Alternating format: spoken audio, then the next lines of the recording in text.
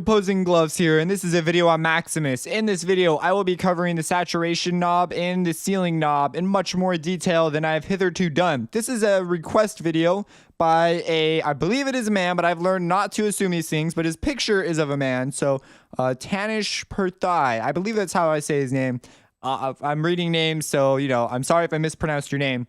But he was wondering what these do in a little more detail, because he was just a little confused about, what's the deal with this threshold? What exactly does it do? Because I have a video talking about soft clipping and hard clipping, and I kind of just left it at that. But let's go ahead and dissect this a little bit further, and I will show you some ways to sort of observe plugin behavior that will allow you to know exactly what you're touching. At the end of this video, I will also be covering what this menu here does, because I have not hitherto covered it, and I figured I will make this hopefully the last video on Maximus, but if I get more questions, I will do more videos. So here we go. Or if they're at least good questions. If they're just like whatever questions, then I will try and answer them, or I will not. I don't know. It just depends if I think it's worth time. So here we go. Now there's a way, how do you observe plugin behavior so that you can efficiently use your plugin and learn what it is doing? This is extraordinarily useful with plugins that are especially modeled after type of equipment, and you want to know what your plugin is really doing. Or you could just sit there and be mystified, which is a cool way to go for some of that gear too, because you know the theory. So that's like a whole nother, it's sort of like a way of thinking though. So I have a wave candy open, and I've set it up to update on D2, so that when I hit a D, there's a D, I can see what is going on much easier. Now, it is so soft. Why is it so soft? I don't know what the deal is. Anyways, what we are going to do is we're going to use operator 1 as a sine wave, and when we send a single, this is one of the ways you could check your plugin, is you simply send a sine wave through and see what happens to it, and then you take those observations and apply them. It's really great because it's only one signal, and there's a couple of things you need to know about sine waves, but that's covered in my Sound Synth Basic series, so I'm going to just assume you know that. So we're going to send a signal in here, and this threshold, now question number 1 that he asked was, is this are these like two types of distortions, like distortion A, distortion B? The answer is yes. So this is saturation 1, saturation 2. We're just going to call it A on this side and B on this side. This essentially acts as a mix knob though. So this is like mixing it in. And this, I don't know, they went with this sort of a visualization for it. I have not found that it has any real bearing that is different from this one. I think it's just to show you what one you're on. But it's essentially a mix knob. So this is a little bit of, well, not a mix knob in the sense that you're mixing the effect in, but a mix knob in that this is like hard clipping right here. So hard clipping, and then this goes into soft clipping, which is what you would typically associate with saturation. And we talked about the implications of hard and soft clipping in the video, I believe 9 on Maximus. So, which is, I believe, video 48 in the series. So we have our ceiling, which basically is our actual threshold. So you got me on why they named some of this, but it does make sense what the ceiling has been named, because it's the ceiling. No signal gets past the ceiling. So that's just the way life is. And so it's a look ahead limiter, and this is basically just going to apply soft clipping as opposed to like something like this, which is hard clipping, allowing our signal to sound a little more smooth. So let's send in a D sine wave. Let me make sure my headphones. It was my headphones. I have one of those funky wires right now on my headphones. I should really just use a different pair. So what we're going to do now is, as I send it in, we are going to turn this on. And the first thing you should do is you want to figure out how to isolate it as much as possible so you can observe behavior.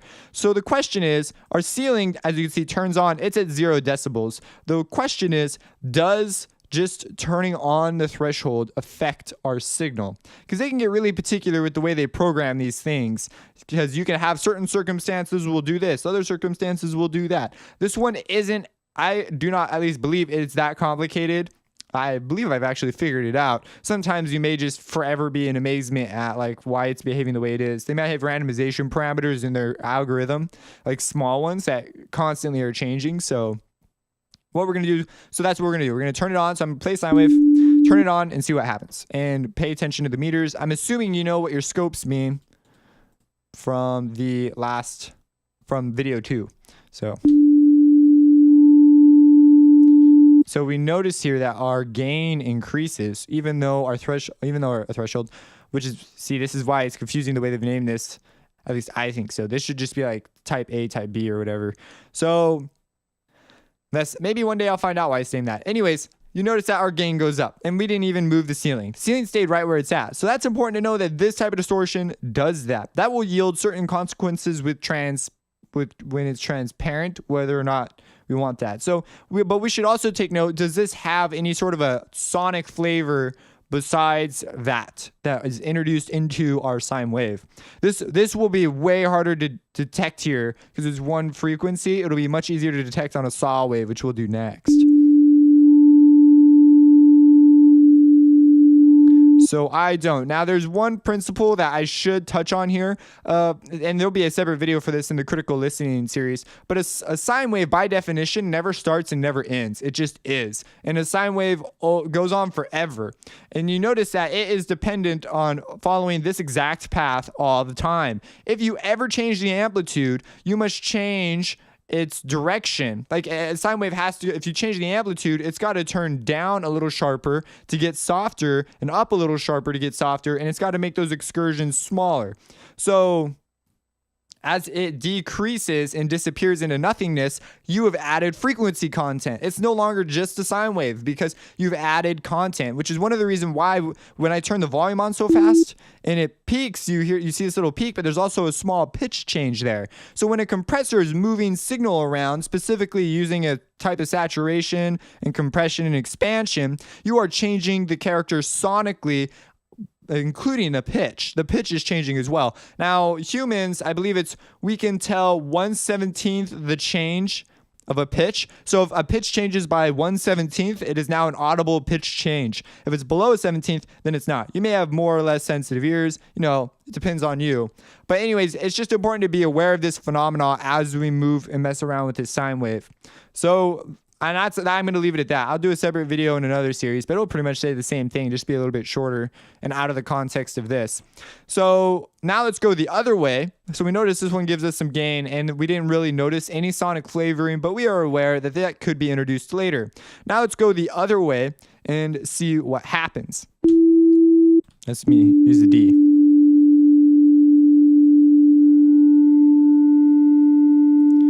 Oh. If you listen really closely, you can hear a square wave series. So you hear a square wave series, and we visually see, and you can see it here, and you can hear it. It does get softer. So it gets softer. As you see, our pre-gain is up above our output now. So we get softer, and we hear a series being introduced, a square series. So I'll do it one more time. Listen real carefully.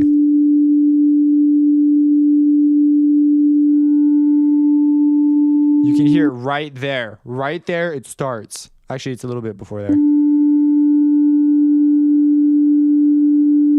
It's not super noticeable right there. It disappears quite a bit. If we go all the way, though, it's very noticeable. So this type of distortion would be one you would experiment with and find the sweet spot, because you may want a little bit of that harmonic flavor that it adds, but not necessarily like the crush it version. That would be like a bad deal.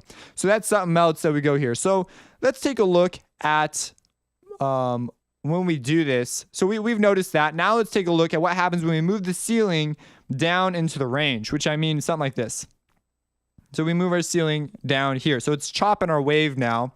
What is it? Is it going to behave differently now? Is distortion or saturation A and B, what is it going to do now? Now, this is where I talked about it sort of being as a mix knob, not in the traditional sense, in that when I say mix, I mean this right here, just turning it on, introduces hard clipping. So it'll chop our waveform.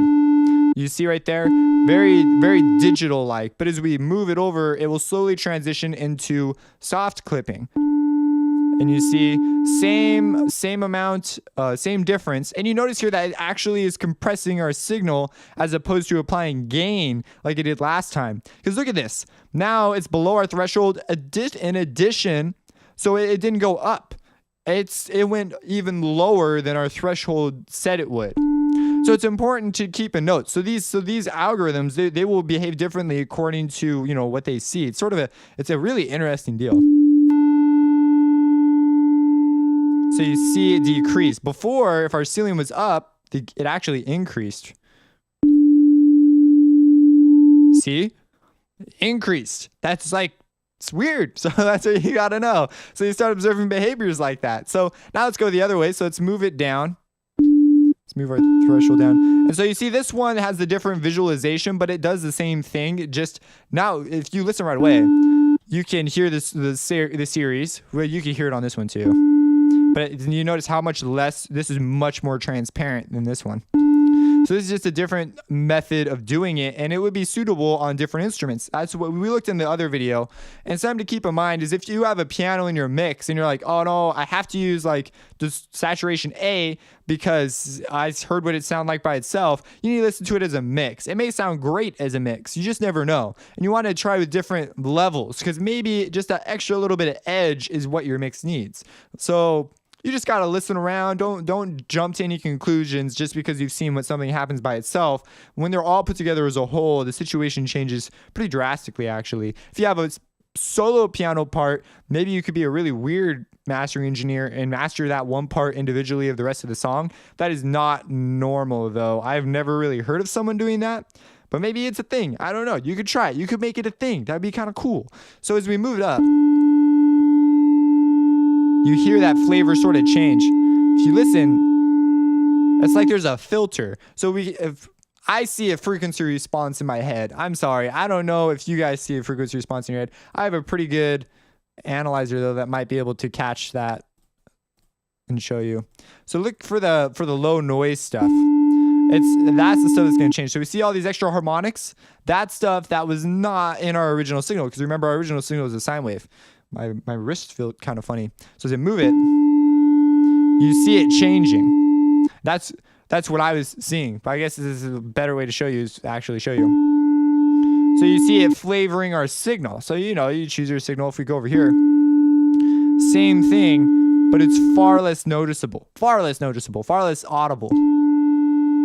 And then here we have what appears to be a saw wave series, but you see it's been rounded out. Now what this doesn't show, and this is something that, especially if you're new, you may not be aware of, is there are graphs that show the phase of all these different harmonics. And when you look at the phase, you can see, how they line up, because depending on how you line the phases up, the amplitude and the phases will sum to give you your final signal, plus the pitches. So when you do that, they'll give you different sounds, which is one reason why this is rounded out the way it is and not a saw wave. Even though the series would indicate that it looks pretty saw wave-ish or square wave-ish. This looks like odd harmonics because this is the upper stuff, so there should be more stuff in between. So that is a thing. Now, as we move it down, our ceiling down, it will just get more extreme. You notice that this one also, the compression it was applying before, now it's running right up against 0 when we bring our ceiling down. Whereas this one is now applying, it pushes it actually below. Let me blow this up. So it's kind of more seeable there. I know that I'm sitting over here in the corner, trying to be aware of that. So you can mess with things and get them to behave the way you want them to. Now, let's take this one step further. Now, so we've observed basic behaviors with a sine wave. Let's see what happens when we introduce a saw wave. I'm going to stop after the saw wave and go into that menu, but you do not have to stop. You could continue on and you could put in regular signal, like a kick drum, experiment with that, then experiment with a little drum loop, then maybe a mix, maybe just violins, voice. You want to experiment. You want to get a real good feel for how these things sound so that when you're mastering, you're not sitting there wondering what it's going to sound like. You should have at least a little bit of an idea because you've, practiced. So here, there's something I need to tell you about. I'm not going to explain the principle, but this has oversampling abilities, and I'm going to engage them to be 64 oversampling. So that's a lot, and that's because I want no aliasing right now. I will show you. We saw what it did just to a sine wave. Aliasing will heavily influence the high frequency content. You will still hear the high frequency content getting moved around, but not nearly so much. So what's valuable about using a saw wave is it's sort of a standard. And if we look here, we can see that all our harmonics are being, drawn out. And they get softer as we go up. So we will now have a spectrum to compare our results against. So I'm still going to use D. That's what it looks like. So some of you guys are freaking out right now because you're like, that is not a saw wave. What is the deal? Well, look at this. If I turn Maximus off, it is now a regular saw wave. Exactly what Citrus is saying that it is producing. So you might be saying, what is Maximus doing to the signal? Well, you remember, now if you listen to it before and after. So it still sounds like a saw wave. The differences are subtle, but they are substantial. And if you put more Maximuses on here, they will be emphasized. So if we were to like throw down another Maximus, look at that. That is a lot of change. So Maximus is coloring your signal a freaking crap ton. And you might be saying, what is it doing? And this is something that you want to be aware of when you put a Maximus on something, or any compressor for that matter. It has to split your signal 3 times.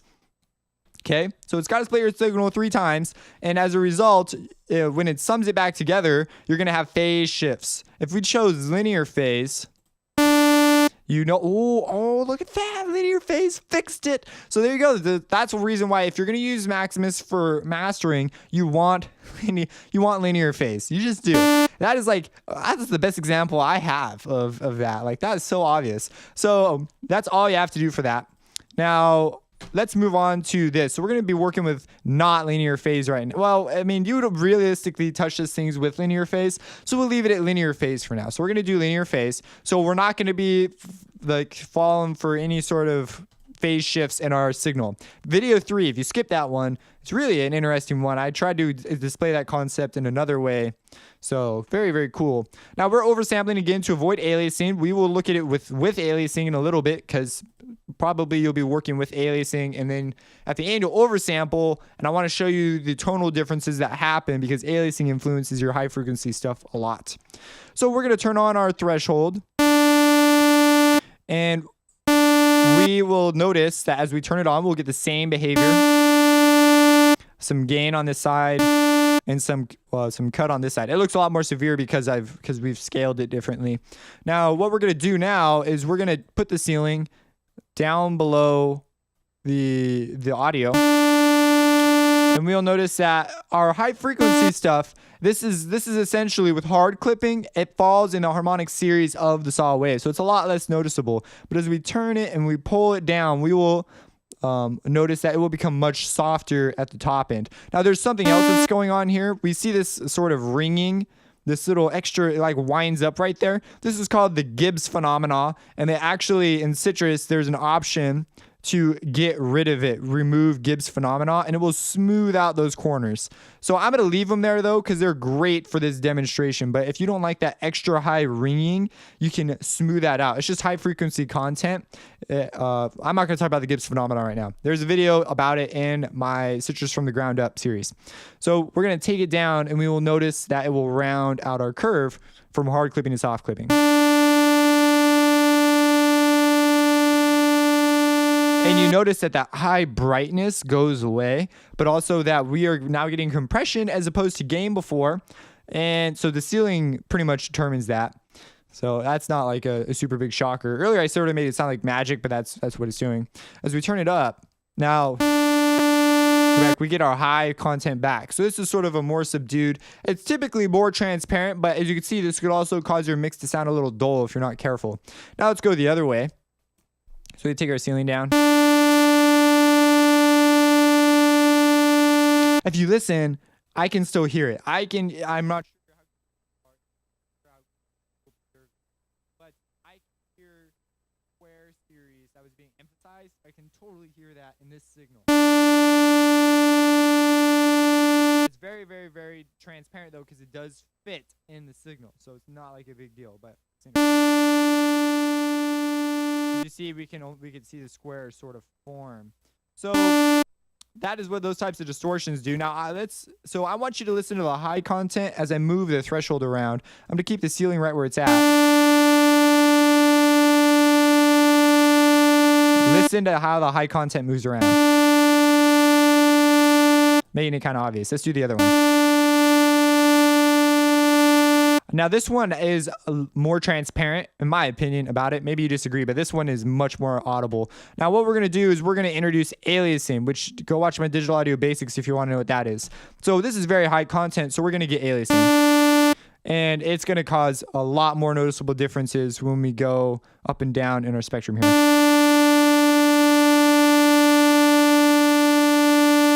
And that's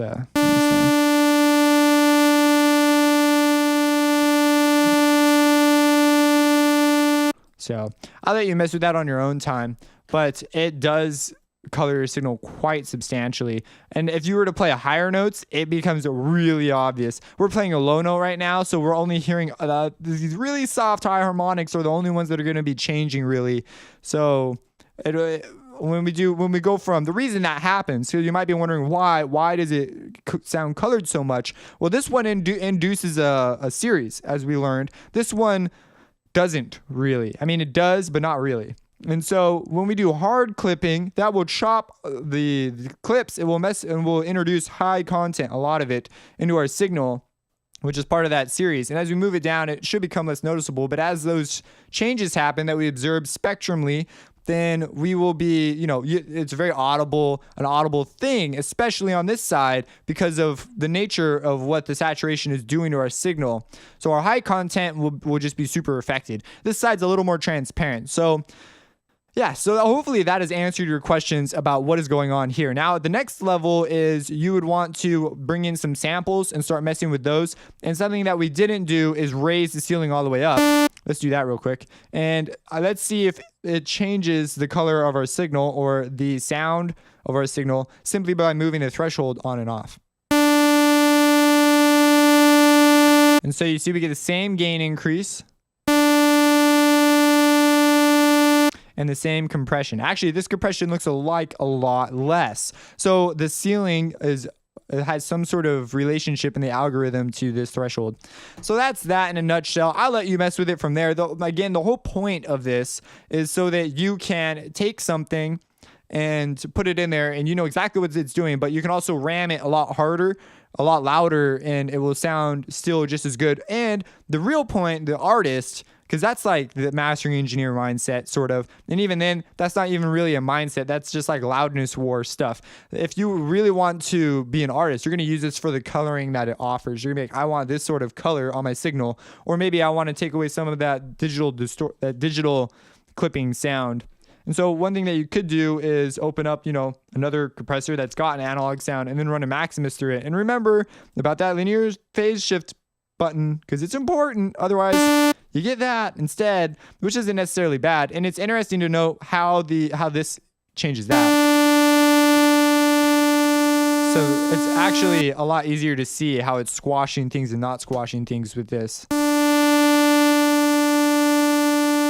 So you see how rounded out that is versus up here. And then if we go the other one, very, very sharp.